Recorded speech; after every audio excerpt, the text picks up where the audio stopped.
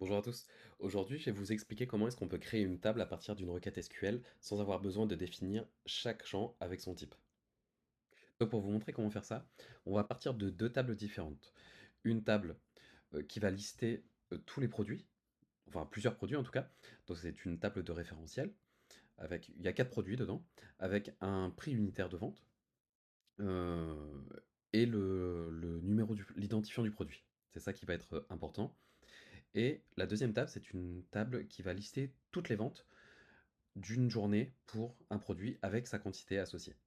Et là, ce qu'on voudrait, c'est créer une nouvelle table qui permettrait d'avoir au jour et par produit son chiffre d'affaires généré, une table d'agrégat. Donc là, on va faire donc un create or replace table. Le nom, ou en tout cas le chemin de la table, c'est celle-ci. Et là, à la différence d'une création de table classique où on va commencer à ouvrir les parenthèses, lister les champs et mettre les types associés, là on va plutôt mettre le mot-clé as. Et ici, enfin en dessous en tout cas, on va mettre la requête SQL que l'on va utiliser. Donc là, je vais d'abord commencer par lister les tables. Donc on va partir de la table de vente, ici, sur lequel on va faire un inner join de la table des produits. Le champ commun entre les deux, euh, le champ commun entre les deux, c'est le hop, product ID que l'on retrouve ici et de l'autre côté qu'on retrouve ici. Donc là, par exemple, on pourrait faire sales product. Donc ça va faire sales.productID est égal à product.productID. Et là, ce qu'on voudrait, donc on a dit qu'on le voulait au jour. Le jour, c'est contenu ici, dans le sales day. On va reprendre ici. On veut aussi au produit, mais on voudrait pas l'ID du produit, on voudrait directement le nom du produit que l'on met ici. Et donc là, on voudrait calculer le chiffre d'affaires généré. Donc là, c'est le prix unitaire multiplié par la quantité vendue. Donc le produit unitaire, il est ici, multiplié par la quantité vendue, qui va nous donner le turnover. Par contre, pour que ce soit un peu plus clair, on peut mettre ça.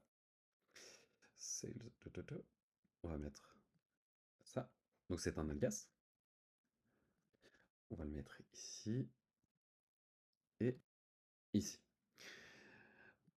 Sans oublier que pour avoir le chiffre d'affaires vraiment agrégé à la journée au produit, il va falloir sommer ça.